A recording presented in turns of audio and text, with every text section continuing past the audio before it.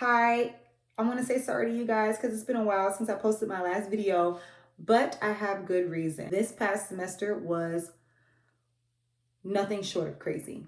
I want to tell you guys exactly what happened this semester, and I want you guys to hear it directly from me. So stay tuned. There's a lot we're about to dive into.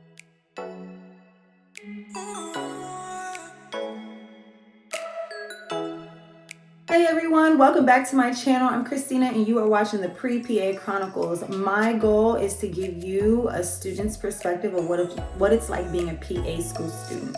And I'm pretty sure that many students across the United States can agree with my sentiment during the didactic year. So I hope that this is enriching for you guys. Okay, let's get started. I have completed 2 semesters of PA school and it has been wild, especially because I'm a COVID student. I started this semester not thinking that I would be online for 3 semesters, but as of today, I am pretty much online for 3 semesters. And it's difficult for me because I am a really kind of like engaging. I read the room, I flow with other people, and my energy matches other people's in the room. But that's okay. That's a different story. What it's like being a COVID student, but maybe pros and cons. But I wanted to talk to you guys about why this semester was so much more difficult, in my opinion, from first semester. First semester was anatomy, and that was pretty much the hardest class. Everything else was just rote memorization, and you just kind of do it or you don't, so it worked out.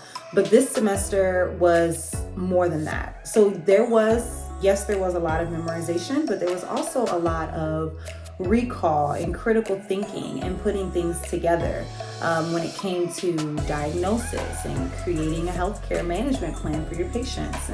And it not only did I have to learn the information, but I also had to apply it, and I had to show them that I knew how to apply it.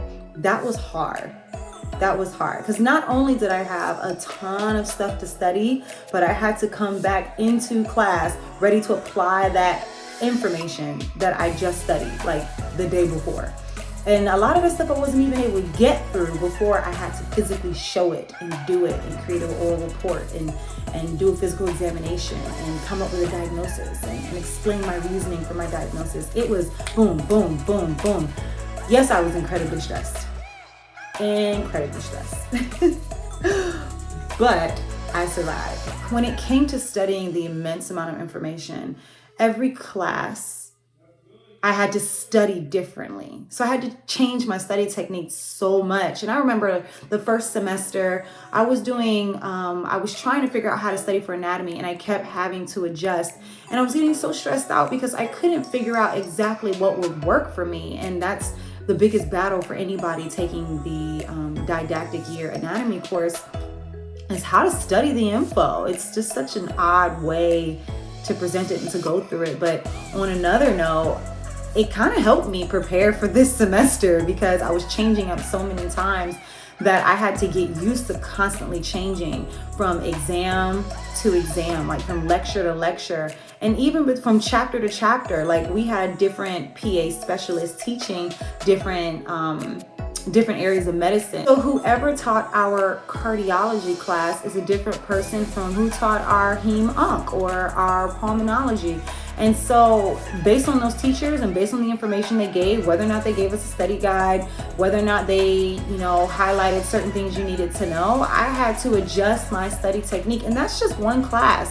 I had 6, 7 classes, and I had to go through all of them, and every class had their own little nuances that you just have to adjust. Another thing that was hard is I didn't really know, I couldn't figure out how much time I needed to dedicate to learning the material. So for example, it takes me 2 hours to get through a 1-hour pharmacology lecture. I wouldn't have been able to tell you that unless I went through this semester and took pharm. Now, first semester, pharmacology was different. It was more introduction to pharm. And now it's like hard-hitting pharm, drugs, side effects, reactions, mechanism of action. It's all those things. And I didn't have that understanding, and I didn't know how to study for pharm. And I about had a panic attack before the first exam because I couldn't figure out how to grasp the information. I didn't know how much time to set aside. Another thing I could not figure out for the life of me, not until like the end of the semester, was every day, could I study for every class? Was it realistic to truly sit down and study 4 hours worth of clinical medicine the rest of the day and then try to do genetics because I had that class that day, and then try to do my patho class because I had that class that day? No. But that's what everyone's going to tell you. Don't get behind. Make sure that you spend ample time reviewing all of the information that you learned that day. Y'all, that's pretty, that's cute, but it's unrealistic. I'm just being honest with you. You're going to have to break up these classes in chunks and bits, and you're going to have to spread it out throughout 7 days.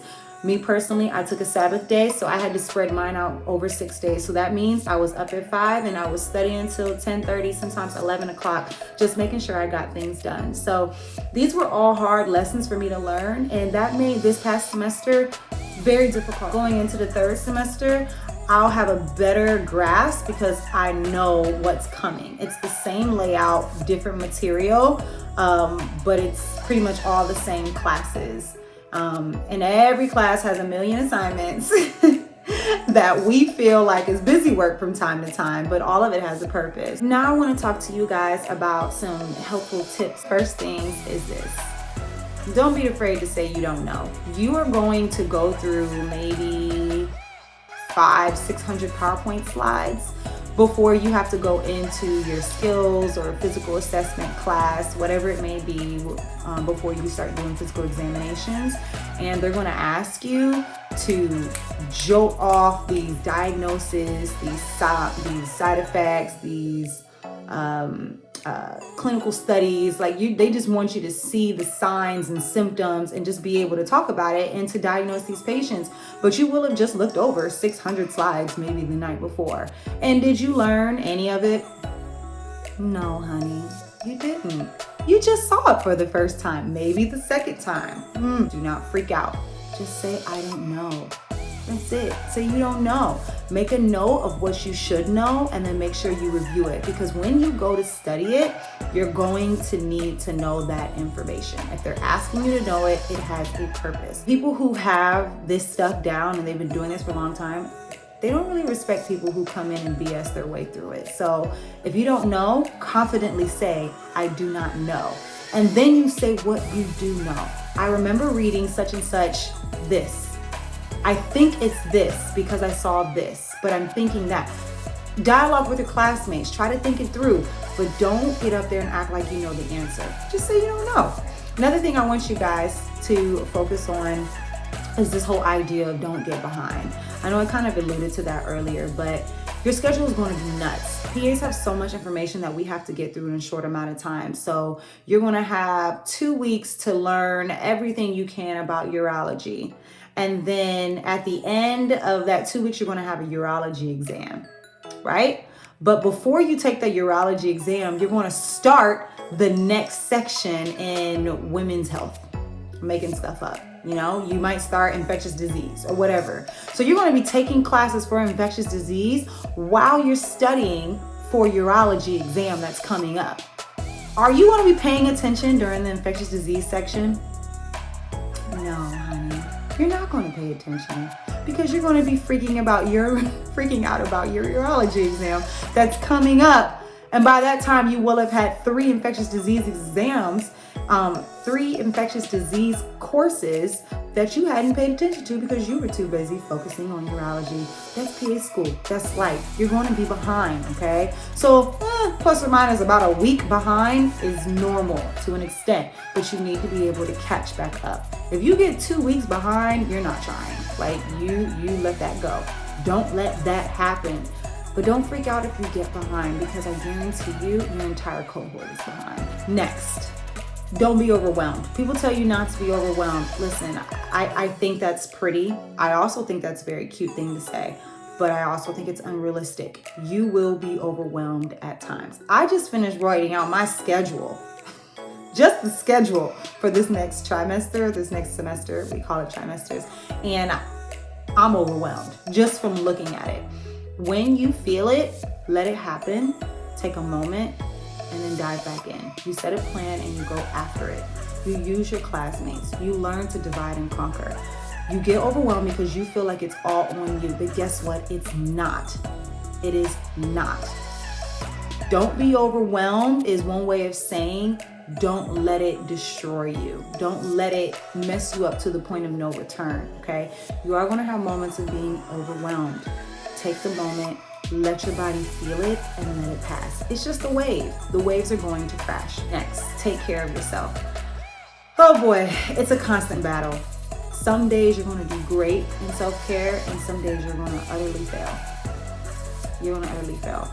Set small goals and try to achieve them. That's it. Do not feel bad if you don't take care of yourself, but make it a priority to do so. You have to set time for yourself. It is hard, guys. It is hard. And PA school students don't really talk about this, but self-care goes out the window 90% of the time. There are a few students who take that time to really take care of themselves, but most don't. It's just the realities. Last semester, my self-care went out the window. This semester, now that I know what to expect, I'm not letting it happen again. And the last thing I want you guys to really know about this is accept that you really learned something. You did. I know you're like cramming day and night, all day, every day. You're always cramming. And in undergrad, cramming only lasts for like a short while. But in PA school, cramming means something. Like you're learning all this stuff and they're forcing you to use it. So it's going to stick. Something in your noggin is floating around and it's going to come back to you. And you're going to be like, I see this. And you're going to grab it and you're just going to blurt it out. And your teacher's going to be like, great, that's the answer. And you're going to move on. Okay? That's what PA school is like. So trust yourself. If you study, you put in the time, you cram the information, you're going to have to recall it. So look forward to the recall. That's it. Okay? And I'll give you guys a quick tip. One of the things that I did to start studying, because I'm a COVID student and I'm not in class, so I have to find creative ways. First time I see something, I see it in class when the teacher presents it. They say look at it before class starts, but that's cute and all, and ideally that's what you should do, but it's unrealistic. I'm just telling you like it is. If you do it, good for you. Will you always be able to do that? Most likely not. First time I usually see the information is when we talk about it in class. Second time is when I go through it and I make my own self notes. The third time I go through my notes, I record myself speaking my notes to myself, and I turn my notes into questions for recall. And then the fourth time I go through my information, I'm walking, I'm jogging, I wake up in the morning, I don't know, I'm daydreaming, but I have an audio on. Maybe I'm on a commute to school and I'm listening to my notes and I'm asking myself questions. So you hear something 4 times, you see something 3 times, and you hear it 4 different times, your recall is going to go a lot faster. Y'all, I didn't pick this up until like the last 2-3 weeks of school. I'm going to apply it every single day this time.